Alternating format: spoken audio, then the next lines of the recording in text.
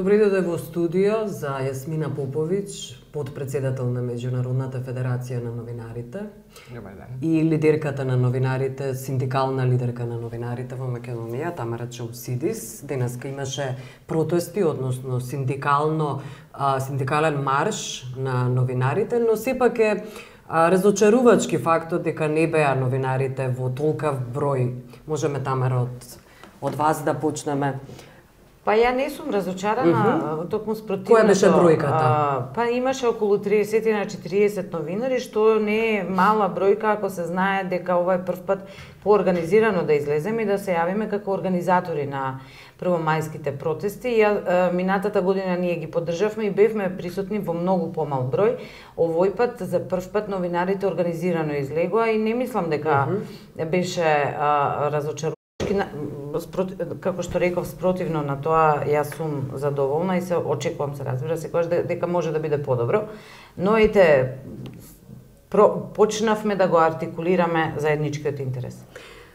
Факт е дека новинарите од провладините медиуми, например, не присуствуваа на протестот. Тие се во голем број. Во Македонија нема, всушност, госпоđo Поповиќ, синдикална култура, традиција, историја на синдикално движење и воопшто нема револуционерна култура и традиција, тоа е главниот проблем. Ова се почетоците. Тамара Чаусидис е всушност и пионер во овие почетоци на македонското движење, синдикално движење, кога станува збор за новинарите. Како да се охрабрат?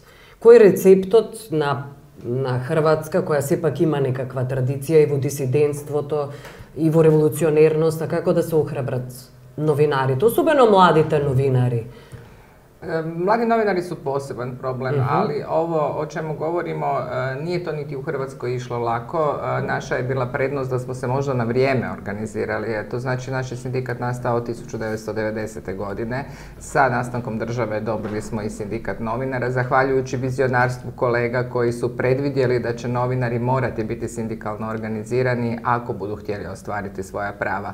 Ništa u kapitalizmu ne pada s neba, ništa se ne daje. Ni to demokratija. Naravno, o demokraciji možemo posebnu emisiju napraviti što je demokracija u stvari u tranzicijskim zemljama i na koji način ona u stvari razočara ljude koji imaju velika očekivanja od demokracije. I to na kraju vraćanje na socijalizam. I na kraju je pretvore u nešto što se pretvore isključivo u višestranačno, u beskrajno izlaženje na izbore i između toga demokracije uglavnom nema. Naravno, nepotizam, sve znamo apsolutno na ovim prostorima. I ko je receptot za ohrabruvanje?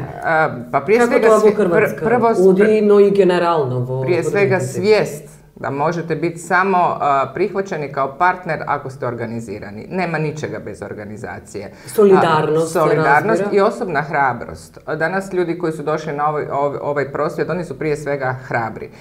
Zato što je puno lakše sjediti u kafiću i provesti 1. maj na taj način. Puno je teže dići se, uzeti transparent i krenuti kroz grad, stati pred vladu, stati pred skupštinu i reći ono što imate. Međutim, to je sad jedan samo površni dio priče. Iza toga mora stajati rad. Pitali ste za mlade novinare. Jako je teško organizirati mlade novinare i u Hrvatskoj, i u Srbiji, i u Bosni i Hercegovini. Dakle, svuda imamo isti problem s mladim novinarima.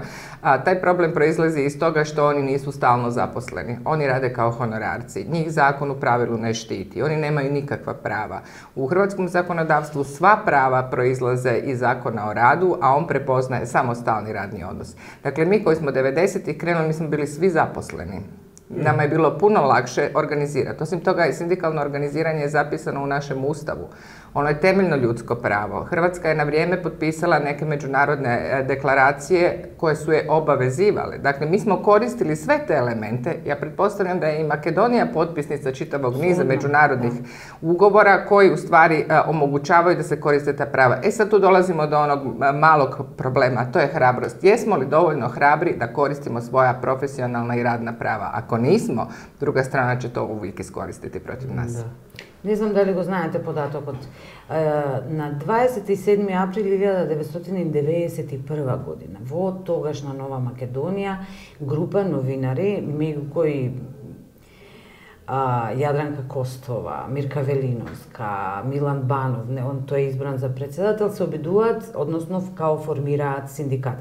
Предпоставувам дека тој синдикат не ги помине оние административни пречки. Значи, идејата на новинарски синдикат е многу стара.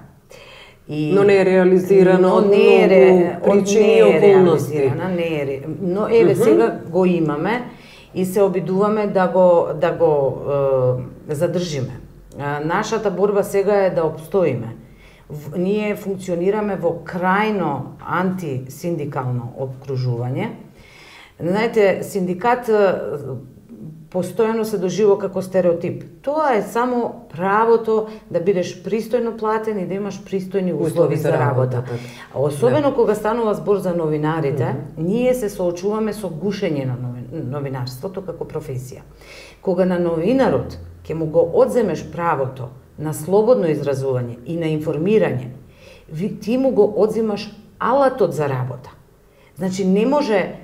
Затоа ние многу често говориме повеќе за слободата, бидејќи ние не можеме да дојдеме до колективни договори. Ние не можеме да дојдеме до разговори со другата страна за, да речеме, минималната плата во нашата гранка. Не можеме да дојдеме до правото на синдикално организирање во одредени медиуми. Со кога не може да се дојде? Не можеме да дојдеме со работодавачите, затоа што тие на своја страна ги имаат институциите, ги имаат и трудовата инспекција, ги имаат и судството, за жал, и законите кои што постојано се менуваат на сметка на вработените, во нашиот случај на сметка на работниците во медиумите. Така што ние говориме за оние елементарни права кои што се апсолвирани, предпоставувам, пред 2 века. Ево, сега смо баш се подсетили 130 година е прошло, Да, во таков случај, за случај кога госпоđа Чаусидис говори за едно затворено општество, заробени институции и од тука и луѓето,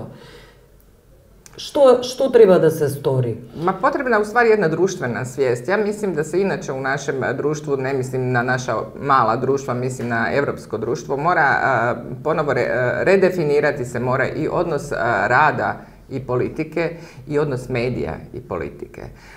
I naši kolege u zapadnoj Europi imaju problema, ali ta duga tradicija zaštite prava dovodi do toga da oni kad gube neko pravo, gube minimalno. Kod nas se odjedanput srežu sva prava. Kod nas je to pitanje samovolje političkih elita. Kod nas je to pitanje nezainteresirane javnosti. Pitanje gubljenja povjerenja u medije. Ljudi ne shvaćaju da je to zatvoren krug. Oni gube povjerenje u medije kriveći zato novinare. Oni ne shvaćaju da nisu novinari ti koji su krivci, da je to sprega politike, vlasnika medija, okruženja koji tako je. Prema tome, novinari su zadnji u tom hranidbenom lancu, rekli bismo, i preko njih se onda sve prelama, njih se vrlo lako osuđuje. Mi trenutno u Hrvatskoj imamo problem sa kaznenim zakonom koji ima odredbu o sramoćenju. Kolegica je dobila presudu da je kriva, iako je napisala istinu.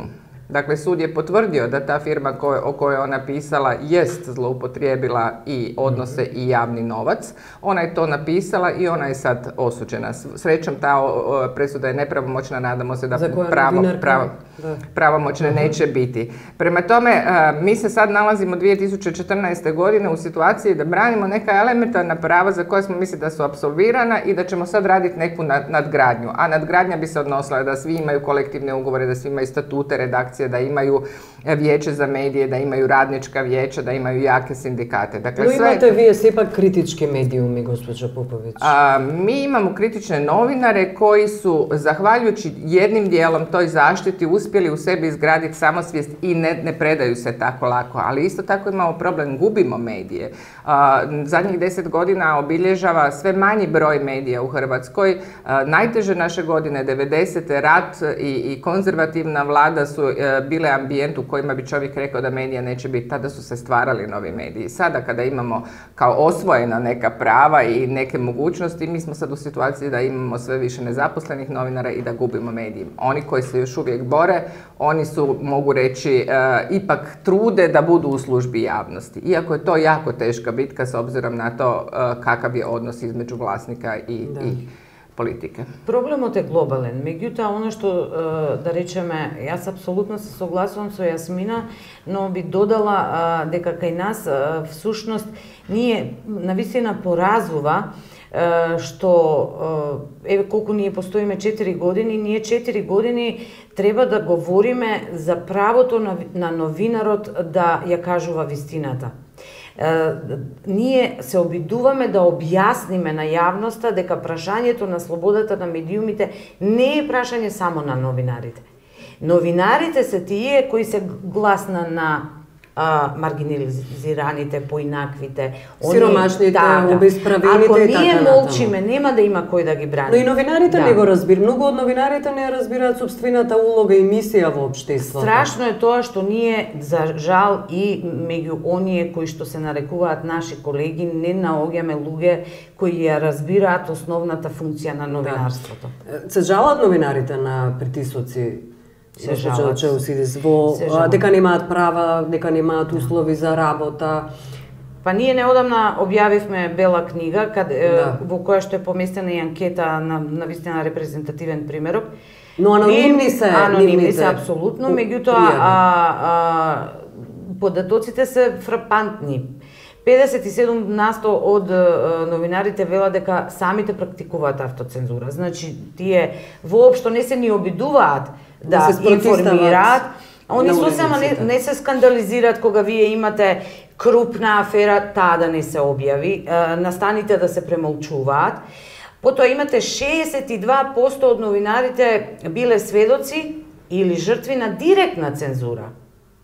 Тоа значи да биде забранен текстот, да биде видоизменен. Го премолчале ли тоа? Го премолчале, односно тие меѓу себе говорат, ме саќате. Меѓутоа, доколку ние не го артикулираме тоа јавно и гласно... Но не го се спротиставиле на уредникот?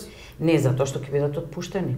Во ситуација на така висока невработеност, со затворени медиуми и губење на работни позиции, кои што кај нас се огромни, нели, многу телевизии, весници така натаму се затварат, критичките медиуми се на работна екзистенција, многу е реално да очекувате, доколку работите со колку толку редовен приход и така натаму, дека доколку бидете таргетирани како непослушни или неподобни, дека ќе бидете отпуштени. Но и многу новинари во Македонија, ако ги викнете да работат во критички медиум, тие и покрај цензурата, и покрај автоцензурата одбиваат да дојдат во критички медиум заради тоа што имаат добра, лагодна плата и се задоволни. Прашањето за екзистенцијата е сериозно прашање. Луѓето морат од нешто да живеат.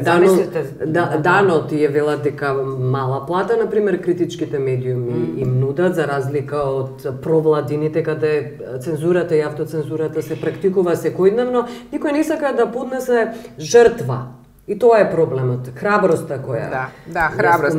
Да, храброст, мада е, кажем, тешко у оваквим увјетима високе незаposleности говорити о храбрости. Има една красан стих кој каже дали ќе слобода умети да пева као што су сужњи певали о њој. Такле, ми смо у тој ситуацији. Желели смо медијске слободе, желели смо слободу говора, сматрали смо да е тоа еден од bazičnih postavki demokratskog društva. Sada kada smo dobili te neke postavke, sada smo se, nažalost, morali orijentirati prema tome kako da preživimo. Novinari tu nisu izuzetak. Oni imaju kredite i djecu i skupe režije. Ne može da se žive od ideali velike. Ne može da se žive od ideali, zato je potreban ovaj okvir. Но низ историјата, воопшто, светската историја, луѓето кои поднесувале жртви биле покретачи на воопшто на историјата, на прогресот и на напредокот. Samo smo se nadali da više nije potrebna žrtva da bismo imali demokratski okvir. Ja tu ponovo vraćam priču. Država je ta, dakle, imati državu ne znači imati nužno i slobodu.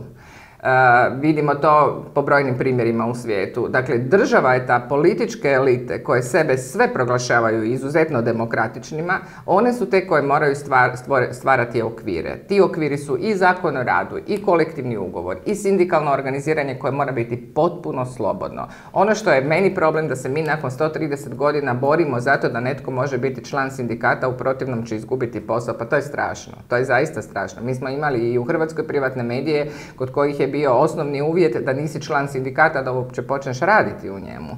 Dakle, tu dolazimo ponovo do onog, mora biti hrabra grupa ljudi koja će svejedno osnovati sindikat, pa makar imao i tajno članstvo, makar ih oni i ne deklarirali, ali jednostavno država je ta koja mora, ako želi biti demokratska, ovdje vi imate priliku, s obzirom da ste kao Makedonija kandidat za Europsku uniju, koristiti te mogućnosti i prijavljivati sve nepravilnosti. Nemojte se dovesti u situaciju da prešutite ono što vas muči, dapače, alarmirajte. Jedan od razloga zbog kojeg je dobro da je Tamarin sindikat u Međunarodnoj federaciji novinara je upravo taj, da može poslati svaki put kada ima problem, može to reći mi ćemo to proširiti i po Strasburu i po Briselu, Makedonija će onda biti posebno monitorirana. Dakle, postoji ipak neka snaga s druge strane koja želi dati podršku, ali osnovni impuls mora doći odozdo. Ne može se ništa odozgo reći, sad ćete vi imati krasne demokratske medije, svi će novinari biti odlično plaćeni i zaštićeni i slobodni. To je borba. Od političke elite i od inteligencije ta vojno opštestvo, vojna država. Okolo izborите, ОПСЕ и ОДИХР има прилично остри оценки за работата на медиумите, но она што е запрепастувачки е што дел од македонските новинари не ја разбираат улогата, односно сметаат дека јавниот сервис е тој што треба да биде одговорен, има обврски некакви за непристрасно известување и некакви стандарди етички. Додека приватните медиуми, новинарите во приватните медиуми сметаат дека имаат право да бидат провладини, се разбира дека имаат право, но со тоа да ги кршат сите други начела и стандарди во медиумскиот простор, односно во изборниот процес.